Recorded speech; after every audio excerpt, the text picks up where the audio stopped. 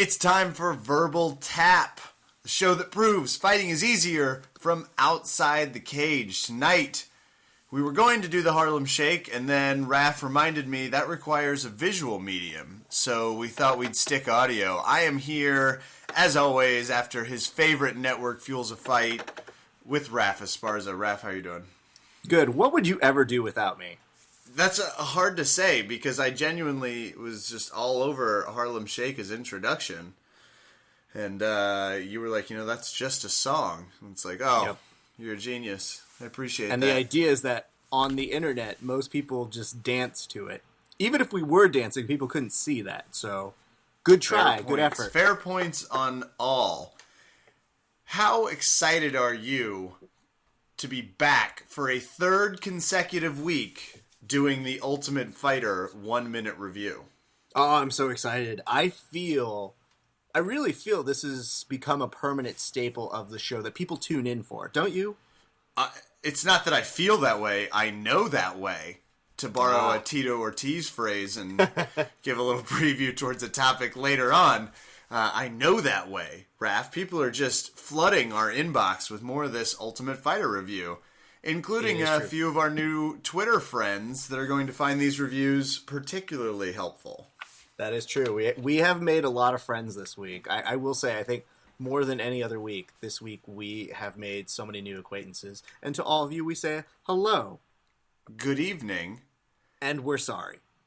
Pretty sorry. Mostly sorry. But it's also, we work in the fight world, so there's a chance that you might get to hit us one day if we become popular enough. So make us popular enough, you can take a swing at myself or Raph, preferably Raph.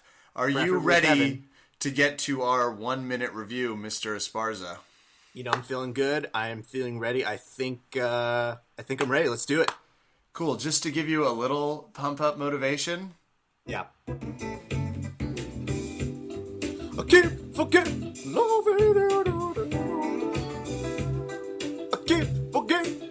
In case those of you don't know, that's the beautiful sound of Michael McDonald singing I Keep Forgetting. It's the beautiful sounds of the topic that you won't shut up about, and you've now made a few nice drops in the podcast about. But hey, that's the type of highbrow comedy that makes you successful. Yep. And I would ask, tune out now. Yeah. You're with us for the rest of the podcast. I'm going to ask everyone to put their seatbelts on as I issue this warning. This is the 1-minute review of The Ultimate Fighter. Brace yourselves, because here we go.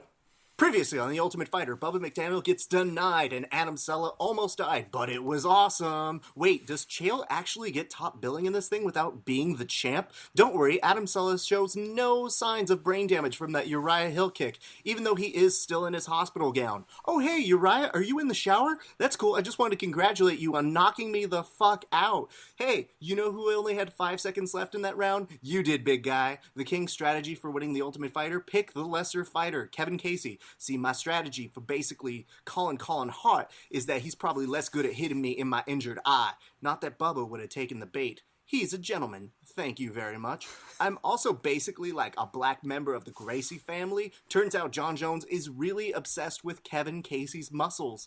And Colin Hart owes a debt of gratitude to those kids who kicked the crap out of him as a kid. John Jones once again teaches someone how to strike with their elbows. Shock. Meanwhile, back at the house. Oh, did someone bring up my rap career? I've always been interested in music, and over time I started getting very skilled at the art of freestyling, and suddenly, The Ultimate Fighter has now turned into a bad TV version of the movie 8 Mile. You gotta feel bad for Gilbert Smith. Guy can't even win a fight during a rap battle. Adam Sella spares us from his urbanness. Are we sure he didn't get a concussion still? Chael on the King. He's so good on the ground, he basically forgets the basics. Hey Colin, did you check your weight, fatty? And Dana forgets to pay the power bill, and that leads us to our first prank of the season. The prank involved toilet paper. One guess if you think that actually worked. And now we're at the weigh-ins. Oh no, a middle finger, everyone! I didn't mean everything about it. I just used my middle finger in the moment for TV. It's not really me. I'm just a guy who plays a jerk on TV. Kevin Casey, though, is clearly not upset about Colin's note. I'm not upset about the finger, man, and I'm not.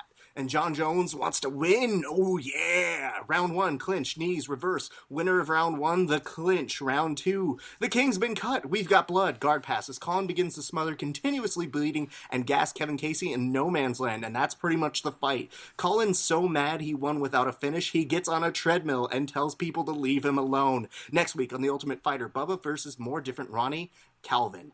Chael. Hate leads to fear, fear leads to anger, and anger leads to hate, and hate leads to suffering. And Team Sonnen plays charades, and I'm spent. Nice! That was pretty Yay! good.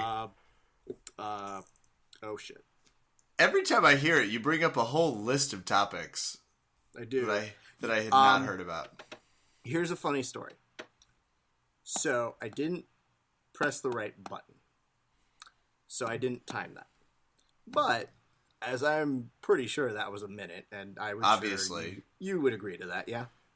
It was certainly, you could measure it in 1 minute increments if you were trying to, I think. You know, the important thing is it was a minute, and I love that we all just acknowledge that. Yeah, right? I agree to sure, suspend time. I think it's worth it.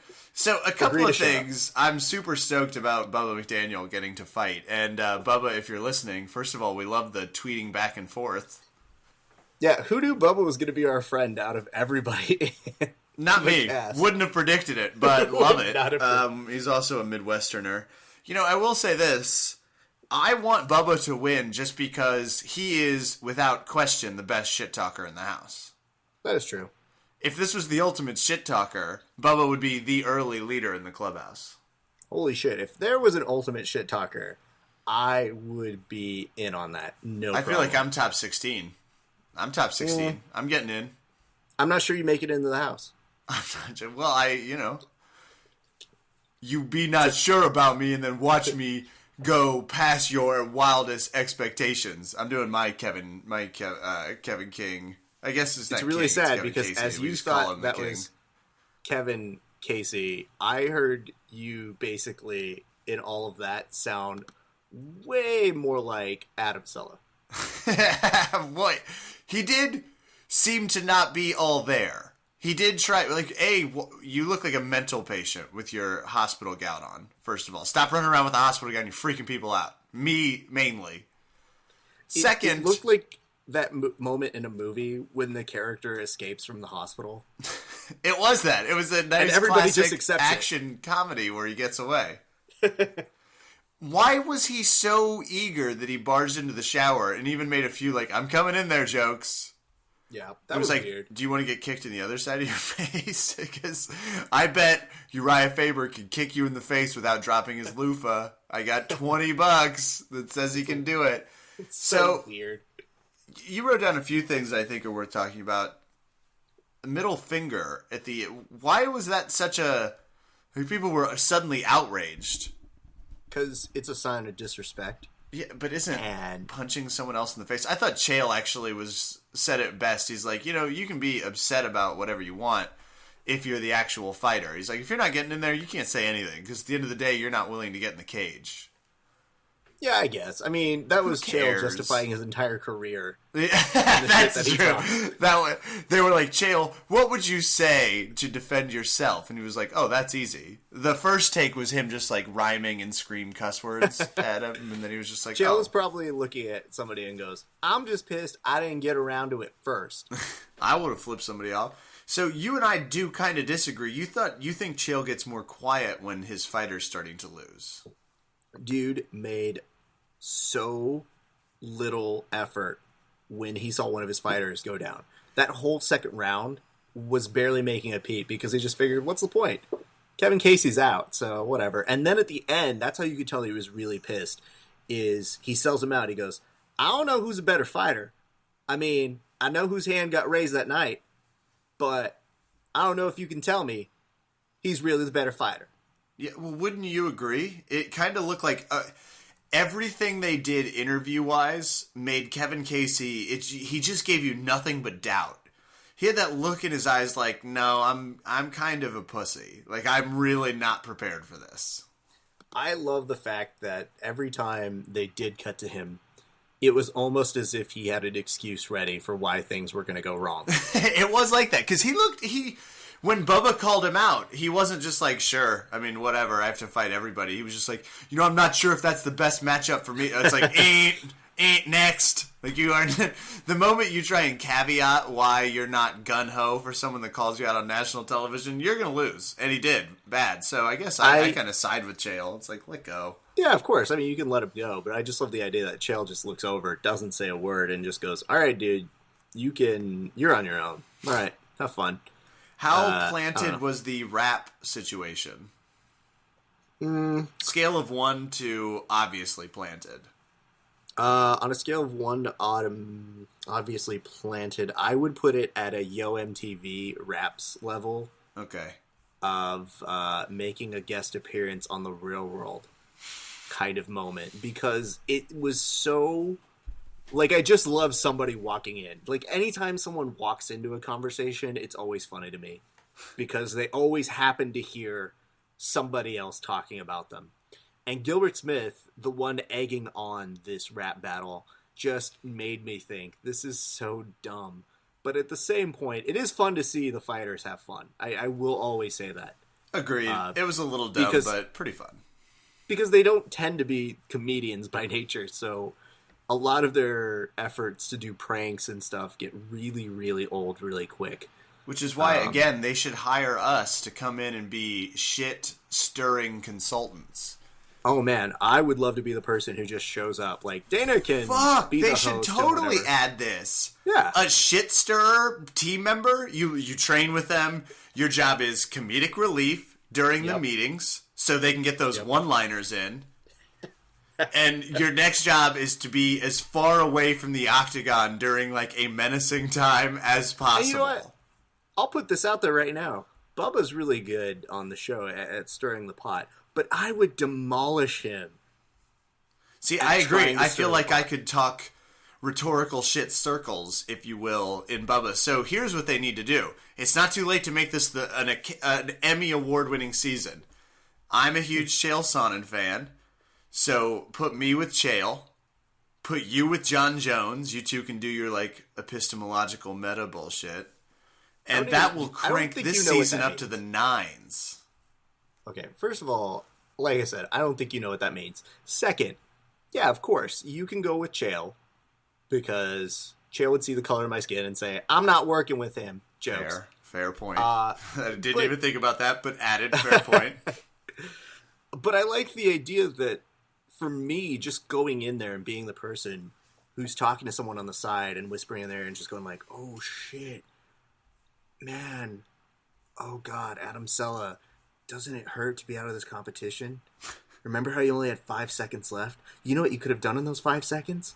Actually made it to the second round. Shit, that's gotta hurt, doesn't it? But you know what? I would go punch that guy in the face right now. I'd go totally visual. I'd be like, Uriah, can I paint a bullseye, like a target gathering device on your foot, and take a funny picture and, like, tweet it at Adam Sella? I mean, I would bring up shit that they didn't even know about themselves, because Chael is acting like Dr. Phil on every one of these episodes, and it's hysterical. He is doing a lot of Dr. Phil. Okay, we're almost 10 minutes into. You can tell we love The Ultimate Fighter. Like, you can tell it's back because we are going well past our allotted time. But needless to say, keep watching, and then listening to Raph's reviews, because they're actually damn good and pretty funny. Like, watching the episode, you bring some stuff up. So now this is part of our obligation. If you were listening last week, both Raph and I are accomplished public speakers and public speaking coaches.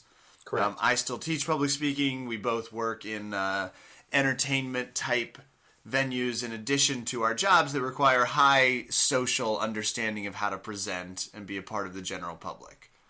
So we've, give or taken, 20,000 speeches between the two of us, helped out, delivered, given. And man, that's like an understatement, right? Like, I'm not even counting the nationals where we watch 17 speeches per round. It's just there's a lot going on here. Needless to say, we have a wealth of experience in the presentation of public communication, and that brings us to our segment, Communication Scholars, and that brings us to our topic, Tito Ortiz. his Invicta press conference today. What the fuck was that, Raph? Well, it was supposed to be Tito Ortiz, and it was actually over the weekend, basically introducing the idea that his client, Chris Cyborg, was not going to fight in the UFC anymore. She Who's was a girl? fight for yes. So we've been told. She's going to be fighting in a rival organization since she can't fight Ronda Rousey. And it was supposed to be something that was a big debut for her. It was supposed to be something that made her stand out. And yet they let Tito Ortiz speak on her behalf. And he did so terribly. You know, I have a clip.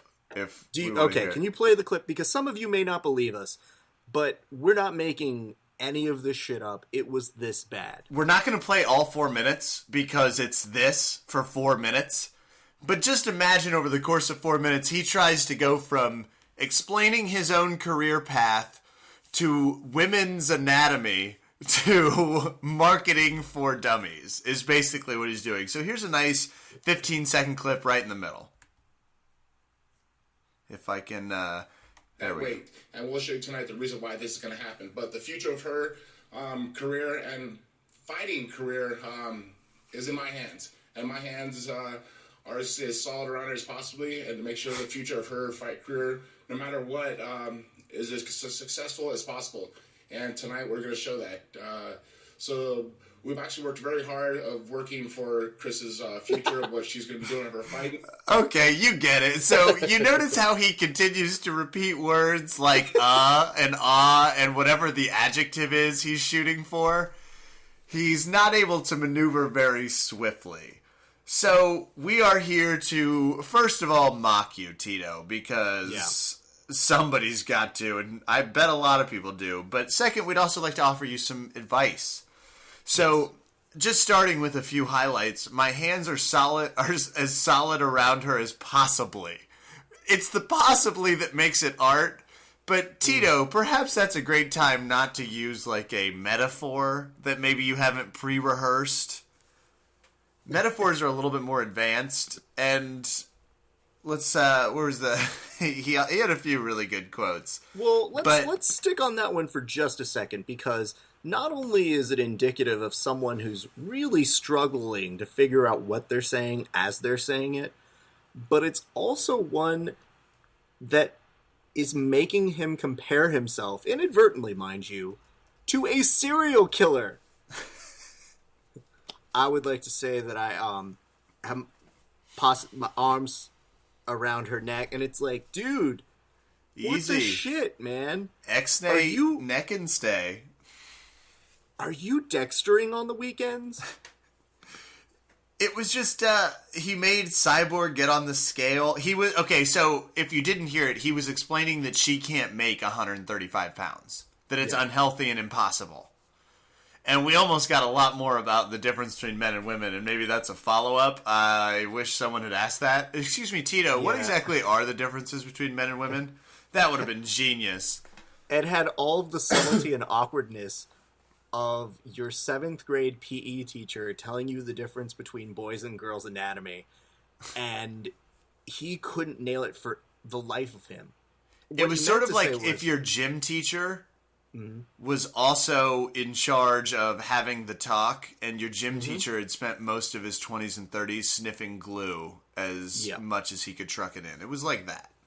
Yeah, it was like a lot of drugs had been consumed in the 70s by that teacher. And then they try to explain those things. And the hardest part about listening to him wasn't just the ahs and the awkward pauses. Though that was difficult. It was. It was watching everyone else's faces as he was talking. Because everyone seemed in a frozen moment where no one even blinked. They couldn't turn away. They all just stared at him. Because that's what you do when someone is that bad at speaking. You don't look away. You make full eye contact until they shut up. And that's exactly what everybody did there. So here are some free tips. We'd like to introduce you to the first friend of public speaking, and that's called a thesis statement. Ooh. Yeah, a thesis statement is when you pick, maybe if you're talking for 4 or 5 minutes, maybe one topic that you want to cover, and you kind of express that fairly early on in a clear, concise manner. For example, this one might have been, I'm here to talk about the future of Chris Cyborg's fighting career. And notice how succinct and short it is. Yeah, it's not overcomplicated, and I didn't fill it with words like I didn't feel the need to use her name 4 to 7 times within the same sentence, because people genuinely will know who you mean the first time. So this is a secret tip, right? You're never going to find this in the textbooks. You're allowed to breathe during whatever speech you're giving. And I didn't count any breaths. I counted them when he took a breath to take that second that most people have when they're about to be shot at by a gun. He inhaled. What can only be described as. It was the most awkward thing in the entire world. Now, those 2 tips are for free. Yeah. Now, Kevin and I also have a side business. I don't like to talk about it much because, we're always good public servants. Yeah. But we would be more than happy to represent you and teach you basic communication skills. Tito Ortiz, this is entirely for real because I live in California and could make this happen very carefully. I have seen a map. I know where Long Beach is. And while I live in D.C., if you were to hire us, I could move to California. I'd be happy to do that. Shit! Look at that! Just think about that. Think about how much more aggressive punishment athletics could be if you had someone who could make a fully functional sentence. Or 3. I mean, pending how many you needed. The hardest part for us to listen to that we still laughed at was when he said the following old man phrase, which was, and you can Twitter at me, which made me laugh hysterically. And guess what, Tito? You can call at us on the Twitter to let us know that you would like us to represent you, because we really, really, really want to make you sound more literate than the foreign fighter that you are representing. And here's the thing, that's a great ending note. But here's the thing. We would still use your expertise. We would just maybe say you have just the intro. And that's your part. Hey guys, I'm Tito Ortiz. This is my company, and now I'm going to turn it over to a professional to make this announcement. If any cage fighting needs to happen, I might help, but in the meantime, I'm just going to sit the fuck down. But to our testament, we could turn him around. I've turned many a student. I feel like in 3 months we could have him not repeating and my hands are firmly around her as possibly. I think we could beat that out of him. That's a tall order. I don't know if you could beat it out of him, but you could pretty much, I don't know, maybe we could. Maybe just punch him every time he makes a mistake. I just know that for him, I feel like the best way to approach it is to really sit down and work with somebody, because honestly, it would have sounded way better if he had just went up to Cyborg, pointed at her and said, "Her, fight here, now, later, maybe UFC." Yeah, that would have been better. People might have thought it was clever or something. Yeah. They were just like, oh, he's doing like a Flintstones things. Rock it. Not he's doing like a King's Speech first half thing. Okay, so keeping up with last week's topic, we do need to update you. We both offered our free service to Dana White, which the punctuation was stop looking like a dick to the Couture family. Well, that story is developing a little bit more. Randy Couture says Matt Hughes being appointed to the front office at the UFC was a huge fuck you from Dana White to Randy Couture. So it's getting hot. And I still think the real winner in this is younger Couture. It's true. Because he just gets to keep fighting and being like, I don't really care what these two men and their late 40s and mid 50s are doing. I'm just trying to fight. So, and we're not just saying that because he retweeted us. Although that was nice of him, Ryan. Oh, yes, we appreciate that. Ryan, we're big fans of how you handle things both off the octagon and on.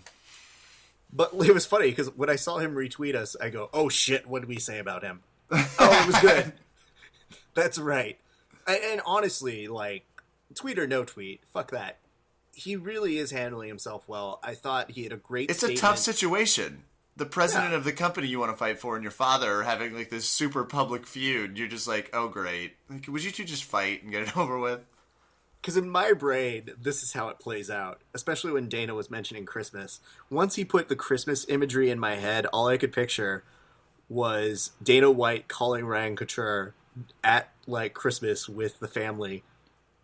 And you just hear, like, oh, hey, Dana, my dad says, what? What? Dana on the other line going, like, tell him I said fuck you. I don't want to talk to him. Okay, Dad, okay, I'm not. You guys just talk to each other? Is that cool? That's how it plays out in my head. Well, good luck, Ryan. Maybe we'll try and offer, if we didn't do communication services, we did therapy services, we'd offer to intervene and try and take the edge off you for a little while, but good Lord, trying to be therapist to Dana White has to be a full-time job. Yeah, it requires a lot of photos, too, because otherwise he gets distracted. That's okay, true. Moving on to the fights from this weekend. UFC on Fuel. What can you say about it, Raph, other than it in fact happened? Okay. No, I hear you. Just thinking about it brings back memories of getting much drunker and yawning. Super set of pretty average fights. Yes, and here's what I'll say. It wasn't that any of the fights were necessarily bad. It's just none of them were great. And there's always a moment that kind of defines how the rest of the night is going to play out. When you get that first decision in those sets of fights, that's not that exciting. You start to get a little worried about how the rest of the card's going to play out. And a lot of good things happened, but at the same point, there was never a definitive moment that made me get out of my chair and go, that's awesome. Agreed. Just a boring set of fights. Wait, we have jumped over a giant aspect of this whole thing. Let's address the biggest issue about this weekend's fights, which was that they were on the fucking Fuel channel, which no human being ever has had. No. Nobody in their digital tier package has ever said, oh, while you're at it, can you also go and add the Fuel network? Why? Oh, because I want to add, I don't know, fucking bass fish NASCAR racing. Basscar racing. Fucking, it was so aggravating because it wasn't on my TV here. I went down to my dad's place this weekend. He wasn't even getting it. And my dad gets like every fucking channel. My dad had Showtime for a year and didn't even know it. That's how many channels he gets. And it's so baffling to the point where I was trying to find a way to watch it. And I just gave up. At one point I said, I'm not going to see these fights. And then I remembered the one thing that hooks us up, the one tip I have given people who listen to this podcast, and that is to go to Fox Deportes, otherwise known as Spanish Fox Sports. Yeah. And it was an experience. Now, I'm not the best Spanish speaker, but I can get by.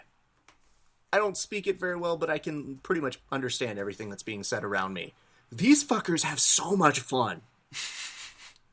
Like, they have a table where they cut back to, that's their announce table to get rid of, like, looking like they're live on the scene. And it's always like, oh, es muy bueno. And there's so many moments where I just found myself laughing at the production value of it, that it was entertaining. But by the time, if someone was fighting who spoke in a different language, they added a third or fourth language, my brain just froze. I couldn't absorb a third or fourth language because sometimes you'd hear things in English, sometimes in Spanish, maybe Portuguese. whatever gibberish every once in a while Bruce Buffer speaks. Like, it gets really confusing at times. I should have watched it in Fax Deportes. I foolishly watched it in English. You missed out. Next time. So Yes. the biggest Barao won, but not in stunning fashion. He arm triangled someone, which I've actually been waiting to see that in the UFC from a jiu-jitsu perspective. That is true. I've been really waiting for someone to reach up, because I always thought it'd be like a really cool thing to do with someone like John Jones. The moment that elbow goes up, sneak in. Like, get out behind his elbow. He loves throwing them. You might have to eat one, but see if you can wrap him up and go for that arm triangle, and no one ever does it, and it just always is right there. I've only seen it one other time, famously, I guess, in the time that we've been doing the podcast. Other than that was Brock Lesnar getting on a gassed Shane Carwin. Yeah.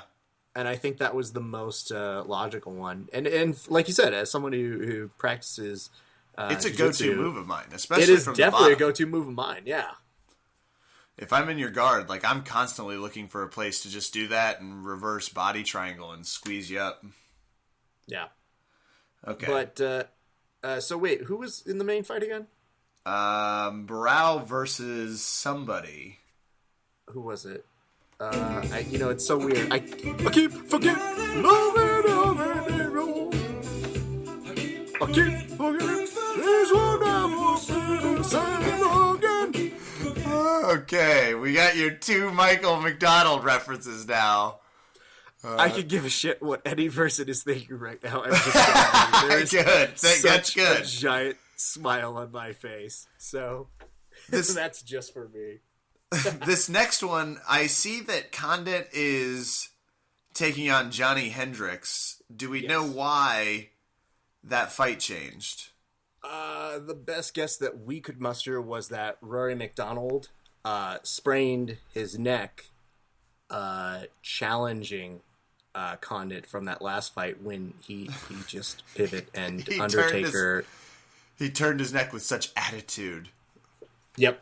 Okay. That was it's a good moment. But yeah, we are excited to see that fight, I guess. I'm looking forward to it. It's unfortunate that we won't see Rory McDonald, but Johnny Hendricks, we'll watch that. Doesn't bother me. This is, I hate to toot my own horn, as the kids say, but I actually love it. No kids say that, shut up. Yeah, I don't know why. Condit versus Johnny Hendricks. Remember, this is what I called. I said Johnny Hendricks doesn't deserve a title shot. He deserves a shot against Carlos Condit. Yes. Now, that's also when we thought Nick Diaz, or Nate, older Diaz, was nowhere near the top spot, but we were wrong. Yes. So we do have a confession to make. We're still working on sending our co-main event podcast email. Now, why is that, Kevin? It was a busy week. I got caught in some training. It's true. I was working on my show, Early Late Night, which is a late night comedy act out in Los Angeles. If you like late night television, come see that. Plug. I was working on my show, the Encyclopedia Show DC. I love that you're going all Ortiz on us over here. The I can't stop now. It's just like, that's all it would be. The Encyclopedia, so it's future career show. It's like our show, so it's the future. It was a busy week for us, and if we weren't the apathetic souls that occasionally forget to send a pretty threatening passive-aggressive email, well, then we would have probably gotten jobs as engineers or mathematicians or something, and we wouldn't be here. So let's just all thank the way it goes. What? Okay. I don't know. Let's move on. You're going to UFC 157. Yes, we are sending me to go cover 157 this weekend. I'll actually be covering it for Studio MMA, so I'm very excited about that. Lots to talk about when we get back. And should our friends / frenemies over at the co-main event be willing to show their face, that is right, I will be there. One half of the Verbal Tap podcast, Rafa Esparza, to say what's up. More than willing to say, hey, go fuck yourselves, or hey, this war is for real. But I probably won't. I'll probably say, yo, what's up? You guys do a perfectly serviceable podcast that's nowhere near the caliber of ours. Something like that. I don't know. I'll figure that out. You should give him the middle finger. Some people take huge offense to Oh, that. snap. That's what I should do. And then I'm going to rap battle them. Deal. Nice. Make sure the YouTube cans are rolling. So we're going to try something new as we talk about the UFC fights. To help greet our listeners who are there at the top, we are going to go in reverse order. Because occasionally, and people are going to find this hard to believe, you and I spend too much time talking about irrelevant fights. I can't believe that, but maybe a little less about people's nicknames. So this actually works first. This works best for this first fight. Do you know why, Raph? Why is that? Well, because the rule is ladies first. So switching up the order gets us a little gentleman points. UFC 157. Thanks. That's a great BS reason for starting this way. Liz Camoche. And her nickname is fucking awesome. She's the girl Illa. Yes. Versus Rowdy Ronda Rousey. Oh my god. Who do you think's going to win this fight? I do a podcast with a 12-year-old kid. Yeah, pretty much. Her name's a girl. It's Girl Rilla. It's genius, Girl Rilla. I've got Rousey in this. I would love to see her really start her time off here at the UFC with a big win. I like the cut of Camoche's jib. I'm going to go with Liz. Huge upset prediction. Okay, this next one. The battle of the guys that probably have hemorrhoid pads. Lyoto, the Dragon Machida versus Dan Hendo Henderson.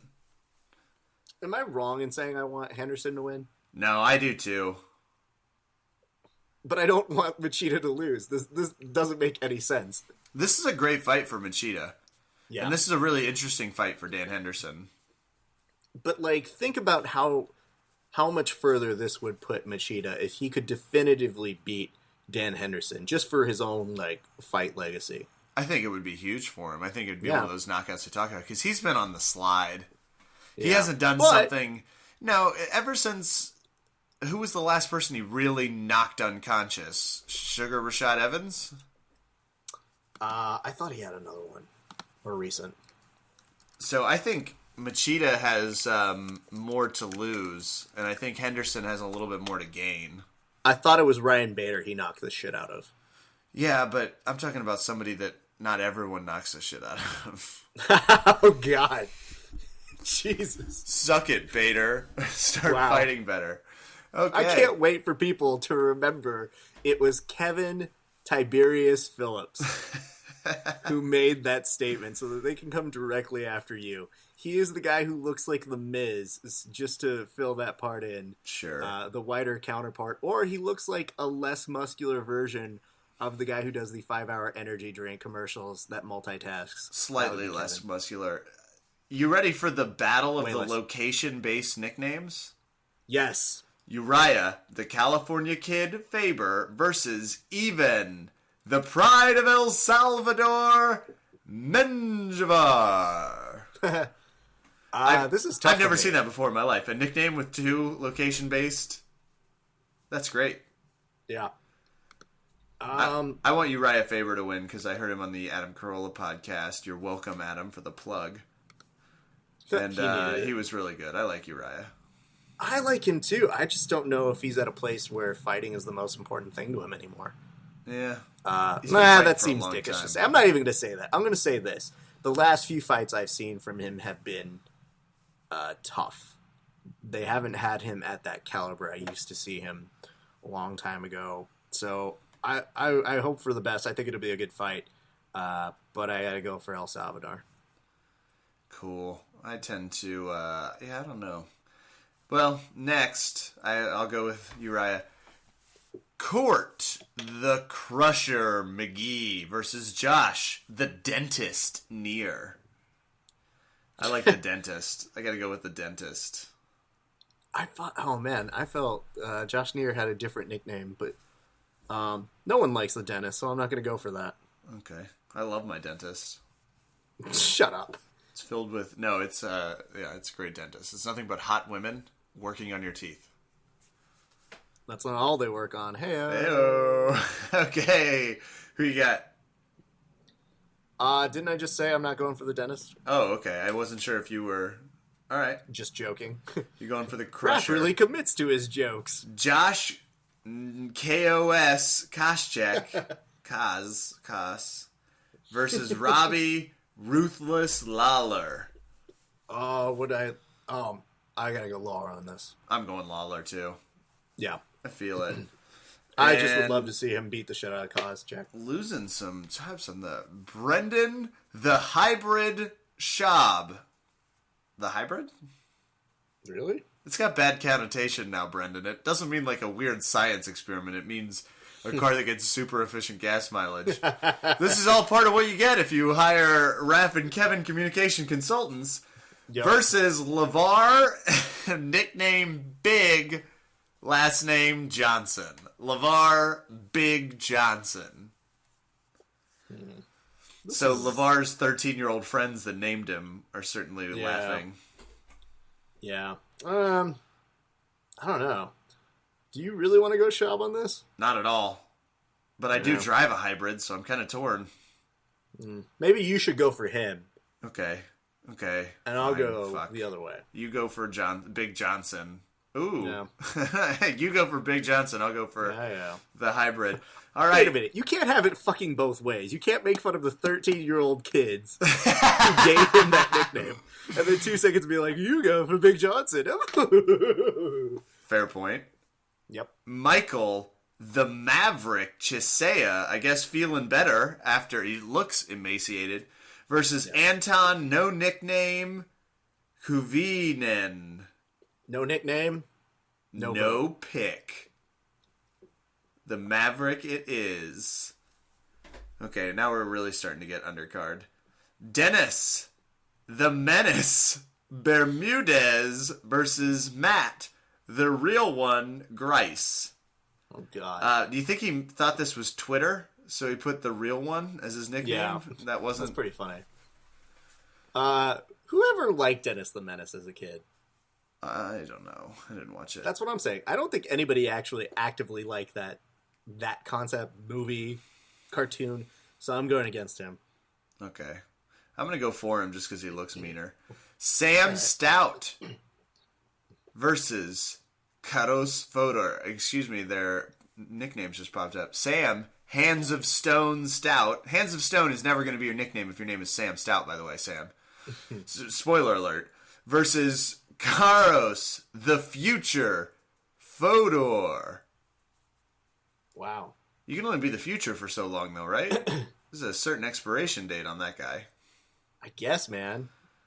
That's a tricky. I want to be Kevin the Past Phillips. That would be great.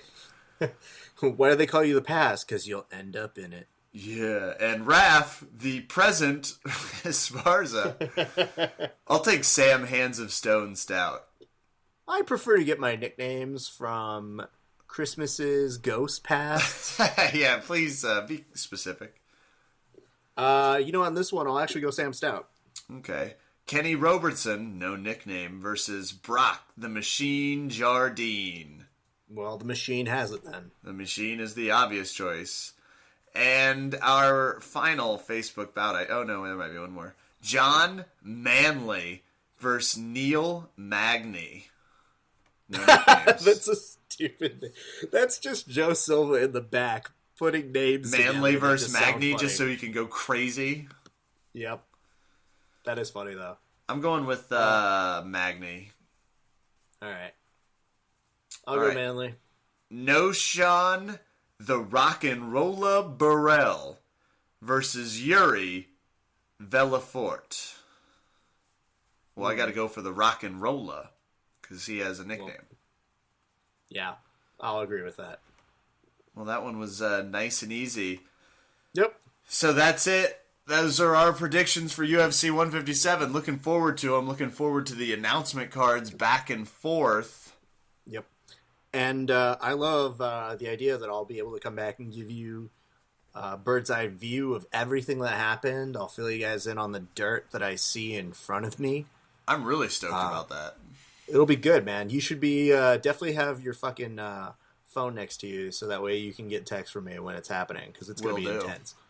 Once again, we would like to remind people, if you're listening to us on iTunes, please go in and leave a comment. It's the only way we know that you are, because we don't charge. If we charged, we'd know because we get a check. But because we're bringing this free and live via podcast a few days later, we're hoping you're enjoying it. You know, the goal is to get some comedy and some fresh take on MMA news around the circuit. Find us on Twitter, VerbalTapCast. You can always shoot us a tweet. We will get back to you. We're actually pretty good. You can tweet at us. You can. Hey, make sure you Twitter at us. Just give us the old Twitter, and we'll be running. Some shout-outs to some new friends. Bubba McDaniel, good luck this Tuesday. Ryan Couture, we are big fans. Jimmy Hart, hells yeah. Giving us a little retweet love. Chris Cagney. No, don't fuck that up. I'll do that one. Oh, okay. Just Chris Gagney. Oh, I'm sorry. I look like Cagney. No, I mean, it's spelled awkwardly. Oh, okay. Go ahead. Dude's name is Chris Gagne.